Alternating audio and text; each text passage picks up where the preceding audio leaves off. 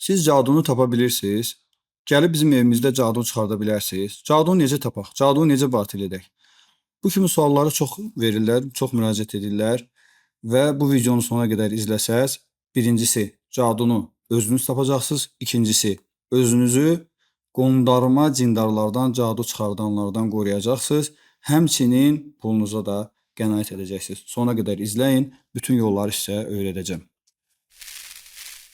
Birincisi bilmək lazımdır ki, bir insana cadu edilib edilməməyini baxıcıdan soruşulmur. Bir çox insanlar müraciət edəndə deyirlər ki, mənə cadu olunub.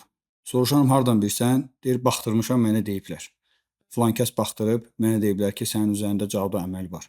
Lakin həmin insandan cadu xəstəliyinin əlamətlərini soruşduqda baxırsan ki, sap-sağlam adamdır. Sadəcə baxıcıların tələsinə düşüb, onların dediyi sözə görə canına qorxu düşüb, xoflanıb və indi cadu çıxardan, cadu tapan axtarır. Cadu da bir xəstəlikdir. Necə digər videolarımda sizə anlatmışam. Göz dəymədir, cadudur, nəfisdir, cin musallatıdır. Bunlar hamısı xəstəliklərdir. Sadəcə fizioloji deyil, ruhsal xəstəliklərdir. Və digər xəstəliklər kimi bunların da müayinəsi və müalicəsi var. Və həmçinin bunların da əlamətləri vardır. Cadunun əlamətləri haqqında başqa videolarda izləyə bilərsiniz. Lakin bu videoda mən sizə əgər cadu olunduğunu ehtimal edirsiniz və yaxud dəqiq artıq bilirsiniz ki, sizə cadu olunubdur, onu necə tapacağınızı və necə batil edəcəyiniz haqqında öyrədəcəm. Ən birinci üslub dua etməkdir. Dua müminin silahıdır. Peyğəmbərimizə, ona və onun əhl-i beytinə Allahın salam və salavatı olsun, cadu edildikdə və bu onu bildikdə, çünki biz bilirik ki, ona cadu edilmişdi və təsiri var idi, lakin bilmirdi. Bildikdə isə nə etdi? Zöhr namazını qıldı və uzun-uzadı Allaha dua etdi.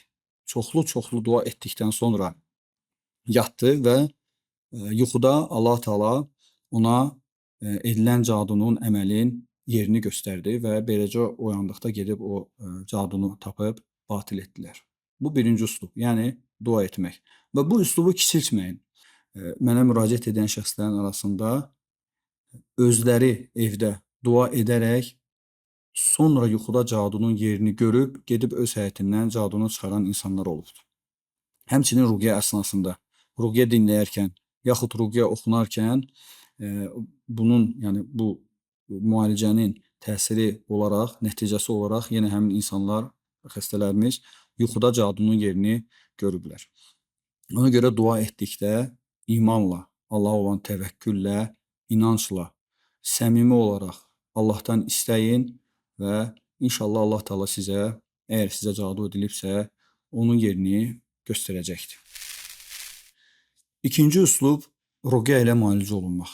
Ruqyə ilə müalicə olunduğunuz zaman ruqyaçı sizə və yaxud siz özünüzə oxuyursunuzsa və yaxud səs yazma dinləyirsinizsə, cadunu batil edən ayətlər oxunur, sehr haqqında Qurani-Kərimdə keçən ayətlər oxunur və bu ayətlər oxunduqda Allah Taala sizə canlı olaraq cadunun yerini göstərə bilər. Necə ki, xəstələrimizdə bu çox baş verir və canlı efirlərimə qoşulan kəslər bunu hətta görürlər və eşidirlər. Oxuyursan, xəstə deyir ki, öz otağımı görürəm və yaxud dolabı görürəm və yaxud qəbirstandıq görürəm və yaxud filan yeri görürəm. Orada nəsə bastırılıb, orada nəsə qoyulub və yaxud hətta o cadunun özünü belə görənlər olur. Ona görə dua ilə yanaşı ruqyə seansları keçirmək, dinləmək, özünüzə oxumalısınız. Əgər oxuya bilmirsinizsə, təcrübəli ruqyəçiyə müraciət edərək ruqyə seansları ilə cadunun yerini inşallah tapmaq mümkündür. Növbəti üslub axtarışdır. Necə ki, siz itmiş bir əşyanı evinizdə və yaxud başqa bir yerdə, mənzilinizdə və yaxud həyətinizdə axtarırsınızsa, cadu da bir əşyadır, onu tapmaq mümkündür. Əgər yaxşı axtarılarsa, tapmaq mümkündür. Lakin axtarış əsnasında nələr etməlisiniz? Axtarış əsnasında Qurani-Kərimi oxumalısınız, xüsusən Fələq və Nəs surələrini. Fələq və Nəs surələri 2 qoruyucu surədir. Həmçinin orada müəyyən Allaha sığınma var. Allahdan müdafiə tələbi vardır.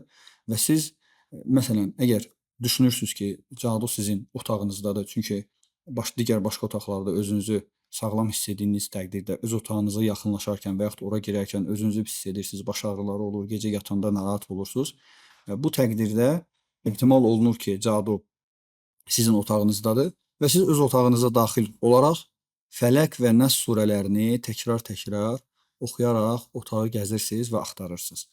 Və əgər hər hansı bir məkana yaxınlaşdıqda və yaxud hər hansı bir əşyaya toxunduqda özünüzdə narahatçılıq hiss etsəz, harasa sancsa, başınız ağrısa, baş gicəllənmə olarsa, ürək bulantısı olarsa, əllər qoyuyar ki, yeyərsə, diliniz tutularsa, bu təqdirdə artıq axtardığınız məkan daha çox təyin olunur, daha dəqiq bilinir ki, hansı istiqamətdə axtarmalısınız və bu təqdirdə yenə oxuyaraq, Fələq və Nəs surələrini oxuyaraq həmin məkanı daha yaxşı axtarırsınız. Həmçinin bura Zəlzələ surəsini də əlavə etmək olar. İzə zulzilətil ardu zilzələhə, İzə zulzilətil ardu zilzələhə, İzə zulzilətil ardu zilzələhə və əxrəcətil ardu əsqaləhə və surənin axırına qədər bildiyiniz kimi oxuyursunuz və bu təqdirdə Allahın izni ilə yenə sehri tapmaq mümkündür. Növbəti üslub, düzdür, hər dəfə bu üslub keçmir. İnsanlar bunu biraz çox şişirdilmiş bir formada başa düşüblər. Ruqyalı sudan istifadə etmək.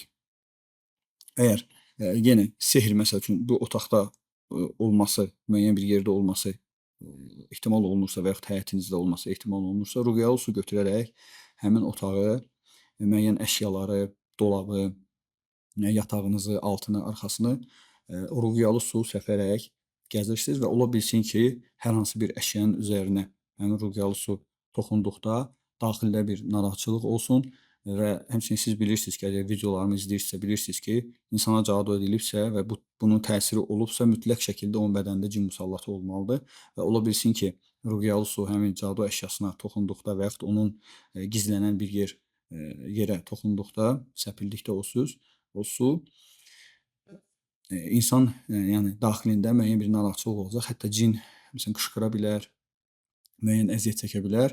Bu təqdirdə bilirsiniz ki, bu əşyanın içindədir və yaxud onun üzərinə olunubdur və daha ətraflı axtarırsınız. Burada bir hekayə yadıma düşdü.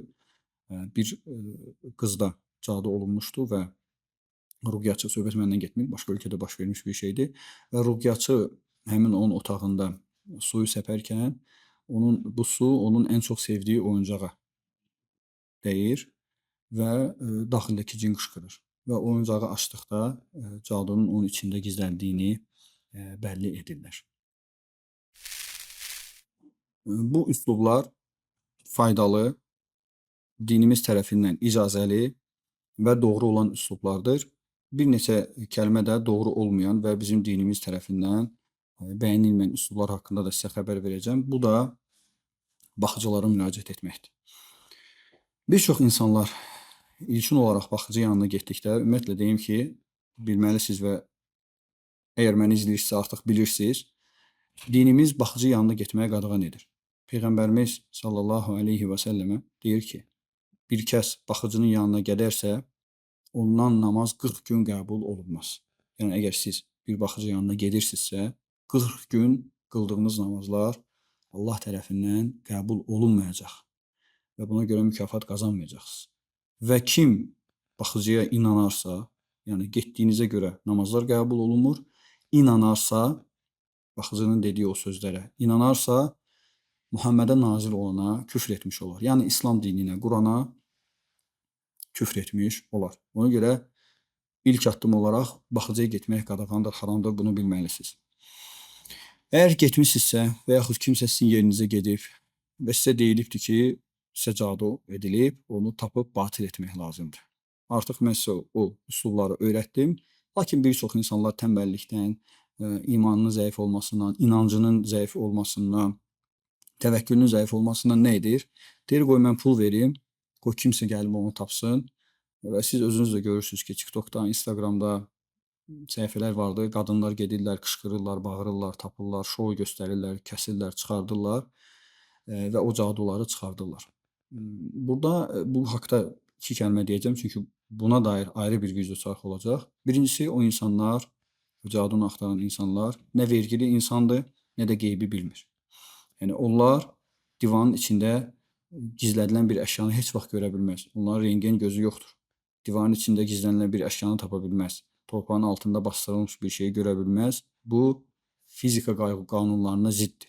Mümkün olası bir şey deyil. Necə ki insan gözü divarın arxasında olanı görmür, torpağın altında olanı görmür, həmin qadınlar da insandır. Onlar da bunu görə bilməz. Lakin sual verə bilərsiniz ki, bəs onda hardan bilirlər? Necə tapırlar? Çünki onlar cinlərlə işbirliyi edirlər. Cinlər vasitəsilə bunları tapırlar. Bu da çox təhlükəlidir. Yəni siz evinizə cinlərlə işləyən, cinlərlə işbirliyi edən bir kəsi evinizə buraxırsınız və bu da çox təhlükəlidir və siz bilmirsiniz ki, onlar sizin evinizdə nə edə bilər və nə edirlər. Ona görə belə şeylərdən uzaq durmaq lazımdır. Baxıcıdır, dua tapandır, cadu tapandır. Bunların hamısından uzaq durmaq lazımdır. Mən artıq sizə doğru üsulları, effektiv üsulları öyrətdim, çatdırdım. Onlardan istifadə edin, onları tətbiq edin və Allahın izni ilə İnşallah sizə edilən, əgər sizə həqiqətən cadu edilibsə, onu tapacaqsınız və unutmayın ki, cadunu tapmaq birinci etapdır. Əgər cadu tapıldısa, onu batil etmək lazımdır. Bu haqda kanalımda videolar var. İzləyib onu batil etmə qaydasını, üslubunu öyrənə bilərsiniz. Bəzi insanlar tapdıqda aparıb ayaq yoluna atır, üzr istəyirəm, axar suya atır, batil etmir. Bu da böyük xətadır. Mütləq şəkildə tapılan cadu doğru düzgün şəkildə batil olunmalıdır. Bu da çox asandır. Su götürürsən, içinə ruqiyyə ayətlərini oxuyursan, həmin o cadu əşyasını suyun içinə qoyursan, bundan da batil olur. Və buna görə kiməsə pul verməyə də gərək yoxdur. Özünüz edə bilərsiniz. Növbəti etap, əgər cadu tapıldısa, batil oldusa, mütləq şəkildə özünüzə ruqiyyə edin və yaxud dinləyin və yaxud ruqiyyəçiyə müraciət edin, sizə ruqiyyə oxuyub müayinə etsin. Çünki cadu varsa mütləq cin olmalıdır. Və cadunun tapılıb batil edilməsi o demək deyil ki, cin bədəndən çıxdı. Mütləq və mütləq yoxlanılmalısınız. Bədəndə cin varsa, bunu da ruqiyyə vasitəsilə, Allahın izni ilə müalicə edib asanlıqla bundan da qurtula bilərsiniz. Ən doğrusunu Allah bilir. Sona qədər izlədiyinizə görə təşəkkür edirəm. Növbəti videoda görüşənə qədər.